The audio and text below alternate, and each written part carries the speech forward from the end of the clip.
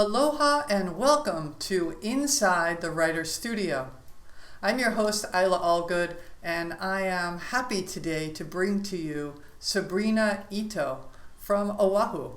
Sabrina will be reading a few of her poems, followed by some talk story where she and I get to talk and share about her writing process. Welcome, Sabrina. This morning I'm going to share some poems from my poetry chapbook called The Witches of Lila Springs. It was my first publication and it just got re-released this week. So I'm excited to share the stories with you in this book. Maybe we can talk about the format a little bit later, but the first poem I'm going to share is called Delilahs. It's a 5-part poem that takes place in a restaurant martini bar I used to spend a lot of time with in my youth and do lots of people watching. So each of the poems is based on like a different part in the room. If you can imagine being in a restaurant, looking around and then getting into those people's stories, yeah? Okay, Delilahs. Poem 1.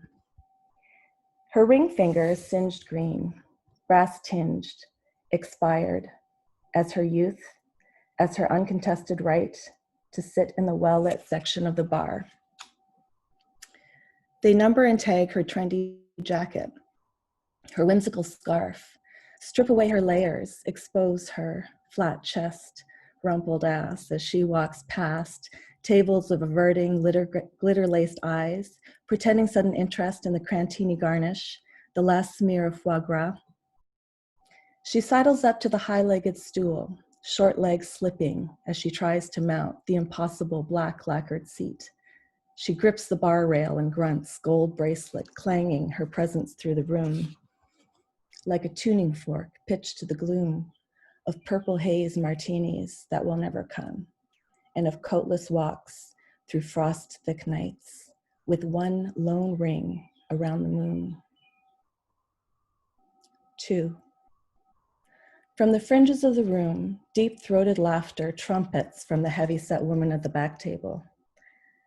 Garlanded with gold jewelry, bracelets, charms, and nose rings tinkle with each movement. Her white polished teeth flash like new-shined brass. Her guests are jovial and she is full of love. So she makes her martini glass sing. A parlor trick, she plays the rim with her wet index finger. Dirty Diana sings like a Tibetan bowl, she says, and everyone laughs and clicks drinks. Her eyes shine, she holds it. One single bass note, suspended in time, dissolves smiles as she reveals yet another of her talents, for slitting wrists, for singing sad, sad songs. 3. Behind the velour curtain booth, nearly bare gold-sprinkled breasts heave and gleam under the brass lamp light that casts shadows across the walls. Hands that made bones through brass-knuckled fury pass roughly over her still sore skin. It twitches still from the memory of it. Her nails are gold-dipped, silicone trimmed. They claw at his bald head, his fleshy neck fat as buttons as he pulls away. She reaches for her Champs-Élysées, drains it, eyes rolling back in her head. Outside, the rain falls hard against the window. It lands heavy, like pennies in a glass-blown jar. 4. They arrive at 10:30 like usual. She is Chrissy Hine-like, shaggy-haired, big-lipped, heroin-thin. She wheels him to the center room table, knocking handbags off chairbacks, collecting hard stares, anger stores she can revisit later. Brass-button servers clear space for them. They serve him his perfect martini. They serve him his favorite martini, the perfect. It sits in front of him now, dead calm, like eternity. Chrissy flips back the fringe from her sable-rimmed eyes. She is counting the hours yet to come. They fall away from her, twisting, like gold wisps of hair that dance, then disappear before ever touching the ground. 5. The walls at Delilah's are lined with vulva-shaped sconces, hand-blown in pink and gold glass. They arch forward, partially open, suggestive. There's elegance in their vulgarity, typical of the 1940s, when cocktail hour was a slow and teasing sport. Margot Channing liked her martinis very dry. She knocked them back by the hundreds over the span of a single birthday party. A true last from that golden age of times past, when women knew their worth and could count with open hand and closed heart all that can be bought or sold in the brass ring business of commercial sex for the promise of gold. And that's the first poem. So the next poem is the title poem. A lot of people think this book is about witches, and there are some witch poems in it, but mostly it's poems told from the perspective of women who are mostly marginalized, right? People we don't necessarily focus on, but might have some universal messages to their stories or behind their stories. So this one, The Witches of Lila Springs, I wrote when I went on a vacation in Vancouver with my husband. Vancouver Island was a very remote cabin. And when we arrived there, I was looking at the pictures in the hallway and they were spooky. And so I started using that as material and started thinking of ideas for stories. And then that night I had a dream that kind of helped me construct this. It's entirely fictional. The place is true, but it's about persecution. Witches of Lila Springs. They dribbled strychnine in the well, they say, after years of putting up jars, tinctures to brew over winter and kill in spring, young women and unborn babies. They had made the chickens sick, the crops frost over, the children starve, and when the young headmistress hung herself in the schoolyard, they found them in the forest gathering mushrooms, wearing dark hooded cloaks. They were living in the church, they said, burning sage at the altar, dancing in the pews, drinking the holy water. But all that is past now. Look into the blue flames of the log fire in your cabin. Sleep restless, cold in your bed. Dream, if you can, about dead winking flowers. For all around, night is collapsing with shy, silvery laughter and wolf howls. So let's have some talk story with Sabrina relating to her poetry and her writing. I'm just going to look at, I took some notes while you were reading. And I want to say that last one, I felt like that could be a movie. That was very potent. Mm-hmm. Yeah. Can you share a bit about where the first poem was 5 parts, and I hadn't seen something like that, and I wondered what that was, that formatting. To show you on the page, or explain? No. Like, how did you come up with that idea? That seems kind of unique. Okay, it really stemmed in the idea of this place and people watching, and so I mean I think everyone who writes is an observer, and we enjoy observing people. And I've spent time in this place that was such an interesting collection of people, such a cross section of society to me when I sat in. And I would look, and there were different parts of the restaurant. So the idea came to me, what if I wrote a poem celebrating places like this that bring people together, but that at the same time you look at these people and there seems to be like little lonely pockets of stories, and maybe just reveal something about those stories. And when I began it, I was going to make it just one poem, but then it just got too long. And I thought, okay, well, what about if I just do like, this poem is based on that person over there, and this poem is that person. So that's how I came to the 5 parts.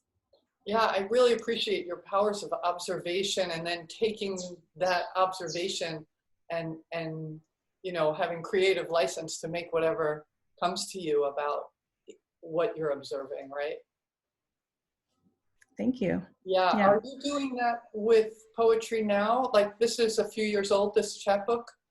Yeah. Oh yeah, right. Well, I mean, the book is from 2018, but the poems were from a lot longer before. I have another book that was more recent, that's more personal. It's very different. It's about my childhood and my father in Japan, and poems about being a woman, and so it's a lot more in some ways readable, and I don't know, it's very personal to me. It's called Messages from Saltwater. Mhm. And then right now I'm researching Ainu culture, because I'm really interested in that. And I started writing poems about that. And I'm hoping to put together a chapbook about Ainu people, which were the Aboriginal people of Japan. Oh, And, wow. they were That's, also, yeah. yeah, so different. I mean, whatever, I'm a teacher by day, and, I'm a mom and I have a busy life. So I give myself creative license when I write, That's just to write wonderful. about whatever it is. Whatever inspires you, you just run with it Mhm. because you want to be having a good time with what you're doing with your writing. Yeah, I can't feel like work. It can't feel too much like Yeah, work. yeah. Yeah. And how long have you been writing? Like when did you consider yourself, you know what, I'm really a writer? I always wanted to write since I was a child. I think most of us have this story. I was 10 and I wrote a haunted house story that was like 11 pages long, and the teacher put it up on the bulletin board. And that was the first sense that this might be something that I not only enjoyed, but could be good at. And Right. so I always would take writing classes, like once I became an adult, and through school. I mean, I studied it in school as well, literature, but always taking classes on the side. Mm. And then I only really began writing in earnest, though, I would say honestly, in my 30s. I mean, I took lots of classes, but you know how that goes. It's like you take a class and you do the assignments for that class, and then the Right. class is over and then you don't really write again. So it only became a practice for me in my 30s. You know, I didn't Yeah. consider myself a writer until maybe 10 years ago, and that was because of going to writers groups and getting feedback on my work. Although I've been writing my whole life, I never Yeah. really asked anyone to read it, and it's very different when people read your work. It feels like it makes it more real. It's not just your little thing that you're doing, right? That's true. I think that was the transition for me as well. Although the classes, some of them were workshop based, but it was really, starting to write and, like you say, share with other people and try to publish. And Yeah, then it has a purpose. So you're yeah, kind of like more motivated. Yeah. yeah, yeah. Anything else you'd like people to know about you and your writing?